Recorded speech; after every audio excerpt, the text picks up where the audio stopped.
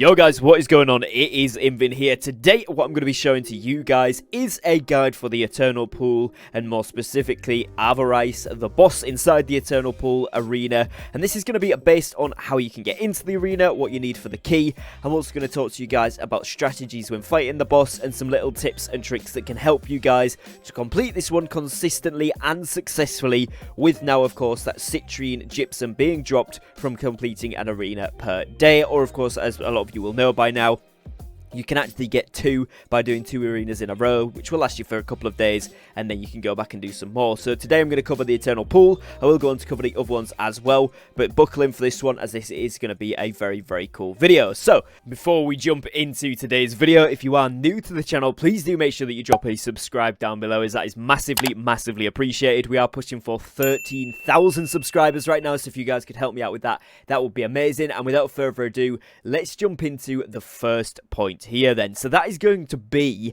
looking at how you actually craft the keys for this one. So the tuning orb that you will need is called the Protector's Tuning Orb. Now, Protector's Tuning Orbs are maxed out at a 5 crafted per week, so that means that if you do want to do these daily, you would have to switch in some other arenas as well. And like I mentioned there, I am going to be going over those ones as well, so make sure you stay tuned for those.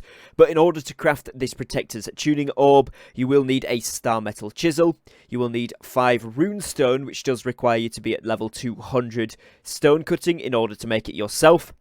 You need an energy core, and you also need 5 glowing swamp moss. Now, an energy core requires an elemental heart and an eternal heart, which is 50 of each mote in the game.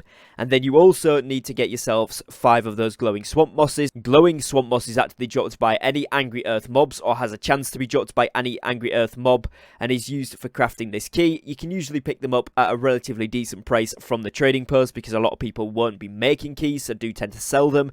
But they have caught on some servers, in which case these can be quite expensive. So my personal favourite place to farm these is in, for example, Malevolence. Now this has been buffed, as it is an elite zone. You go in there to do your dailies anyway, so going in there and getting some of this glowing swamp moss from the mob drops actually isn't too much of a battle, so that would be my recommendation in order to grind this one out.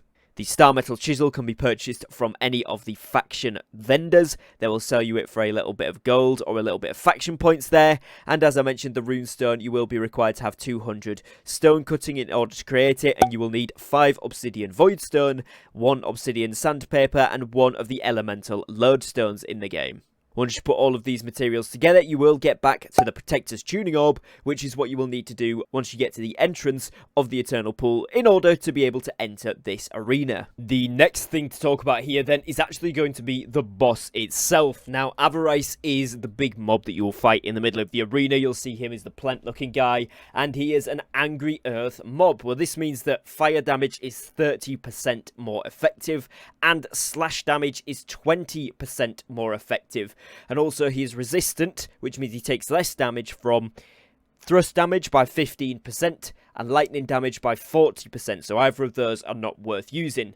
Now at this point, it is worth mentioning that I am taking the stats for the resistances, the weaknesses, etc., and of course the pictures and images you guys are seeing on the screen from the website New World Database. Their website, along with the link to Avarice himself, will be linked in the description of this video, so big shout out to those guys, because I am using the resources taken from their site and the info there paired with my own knowledge, so big shout out to them.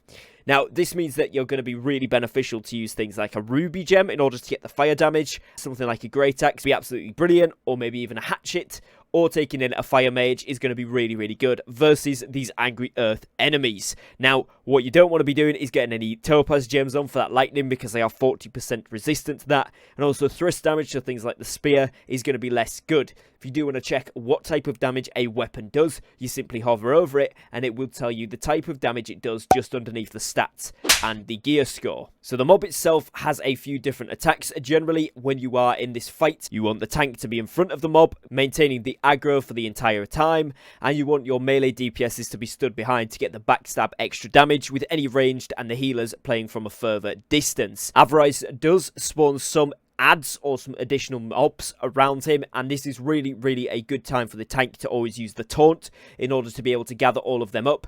And you want your melee guys to drop anything like gravity wells if they are using the great axe, to clump all of those mobs together, or maelstrom on the great axe again, to keep those mobs tight knit together so that you can either aggro all of them at the same time, or you can DPS them down very, very quickly, as they don't respawn instantly, so it will be another cycle before he does them again. Now, if you are the healer or a ranged DPS, he does have a poison which you can throw onto the floor, which does tick poison damage and does some initial impact damage as well. This attack is done periodically throughout the fight, so you will need to keep maintaining a dodge when you are there to get out of the way of it. Obviously, if you do get hit by the initial impact, you will need a heal or a potion, and to make the most out of this, of course, you want to try and keep these as far to the edge of the arena as possible, so that you've got as much room to move around after these have been dropped as physically possible. He also has an ability where he shoots roots out of his hand, which again deals damage mainly to the ranged DPS and healers if you are further away, so do bear that in mind. Again, you will need to dodge these and heal yourselves up should you get hit by them,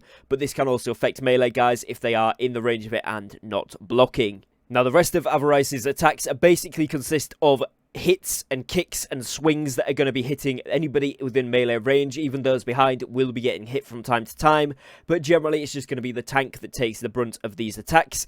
The main thing to note about Avarice when you are fighting him is that he does have a stamina bar, and this means that any heavy attacks on him reduce that stamina bar and make him become staggered for a period of time, and this can be done consistently throughout the fight to make this one of the easier arenas out of the three, if not the easiest. So my advice would be to always heavy attack until he's stunned, and then DPS burst him as much as you can whilst he's down.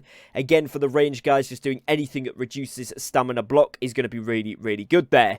Now, you can continue to do this, like I said, throughout the entire fight, so just bear in mind that when he does go down, he won't be able to use the abilities, but generally after he's got up, he does tend to summon the minions fairly sharpish after that.